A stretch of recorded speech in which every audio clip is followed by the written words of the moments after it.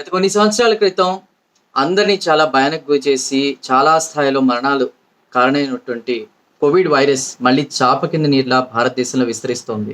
ఇప్పటికే 164 పాజిటివ్ కేసులను అధికారులు గుర్తించారు. ఈ సంఖ్య ఇప్పుడు 257కు చేరింది, ఎస్పెషల్లీ ఇండియాలో.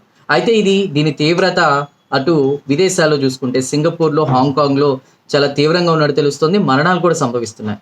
JN1 రకానికి చెందినటువంటి కొత్త వేరియంట్ ప్రస్తుతం LF7 అదేవిధంగా NV1.8గా కూడా వీటిని నిర్ధారించారు అధికారులు. ఈ వేరియంట్ అంత డేంజర్ కాకపోయినప్పటికీ కూడా చాప కింద నీరులా విస్తరిస్తోంది. ఇండియాలో ఇప్పటికే కేంద్రం నుంచి రాష్ట్రాలకు పలు సూచనలు కూడా చేశారు. స్వీయ రక్షణ పాటించాలి, మాస్క్, శానిటైజర్ అనేవి కంపల్సరీ యూజ్ చేయాలన్నట్టుగా చెప్తున్నారు. సో సింగపూర్ అదేవిధంగా హాంకాంగ్ తీసుకుంటే గనక మరణాలు కూడా సంభవిస్తున్నాయి కాబట్టి గతంలో ఎంతో మరణాలకు కారణమైనటువంటి కోవిడ్ విషయంలో మాత్రం జాగ్రత్తగా ఉండాలని అధికారులు చెప్తున్నటువంటి పరిస్థితి.